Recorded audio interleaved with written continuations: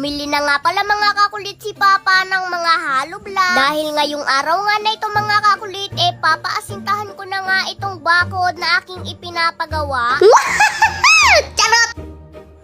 Kaya naman ngayong araw nga na ito mga kakulit, maagap ngang pumunta si Papa sa hardware para bumili at magpa-deliver na nga ng mga hollow block. Dahil kahapon nga mga kakulit, natapos na nga hukayan itong bakod na aking ipinapagawa. Kaya naman ngayong araw nga na ito mga kakulit, kanila naman nga itong aasintahan. Pero bago nga muna nila ito asintahan mga kakulit, naghalo nga muna sila ng semento. Dahil bago nga nila ito asintahan mga kakulit, bubuhusan nga muna nila ang tie beam at pundasyon nitong bakod na ipinapagawa ko. Sobrang nakakatuwa nga mga kakulit dahil yung dating bakod nga nakawaya nitong ating munting bahay kubo. Ngayon, mapapalitan na nga ng bakod na bato. At doon nga mga kakulit sa ipinagawa kong CR, marami nga ang nagsasabi sa inyo na bakit daw inuna ko pang ipagawa ang CR bago ang bahay. Sa totoo nga lamang po mga kakulit, magpapagawa nga rin po kami ng bahay pero hindi nga po sa ngayon. Dahil mga kakulit, kung magpapagawa na nga kami ng bahay,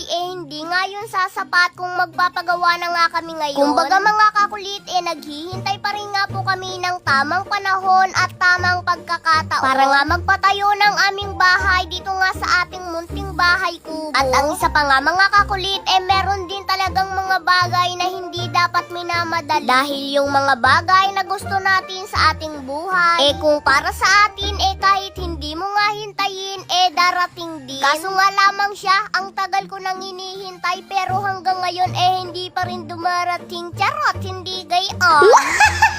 Charot! At dito naman sa aking ipinagawang CR at ito namang bakod na ipagagawa ko mga kakulit. Ipinauna ko ngang ipagawa ang CR mga kakulit para habang naghihintay nga kami ng tamang panahon na makapagpatayo nga ng sarili naming bahay, meron nga kaming magagamit na CR dito nga sa ating munting bahay kubo. Dahil malimit na nga rin mga kakulit na dito nga kami lagi nagtatambay. Napakahirap talaga ng walang CR lalo na at kasama na nga namin si Mama dito sa ating munting bahay kubo. At dito naman sa aking ipinagawang CR mga kakulit, meron naman talaga kaming sadyang budget para dito. At dito naman sa bakod na ipagagawa ko naman ngayon mga kakulit, meron din naman nga kaming nakabukod na budget para nga dito sa bakod na ipinapagawa ko. Kumbaga mga kakulit, habang naghihintay nga kami ng tamang panahon para makapagpatayo nga kami ng aming bahay, pinauna ko na nga itong mga importanteng bagay tulad ng CR mga kakulit at ang bakod na magiging privacy nga namin kapag nagpatayo na nga kami ng sarili naming bahay. At mabalik naman nga tayo mga kakulit dito sa aking bakod na aking ipinaasintahan naman ngayon. So bali ngayong araw nga pala na ito mga kakulit dahil wala nga pala akong pasok. Kaya naman pumunta nga ako dito sa ating munting bahay kubo para naman makita ko itong bakod na ipinapagawa ko.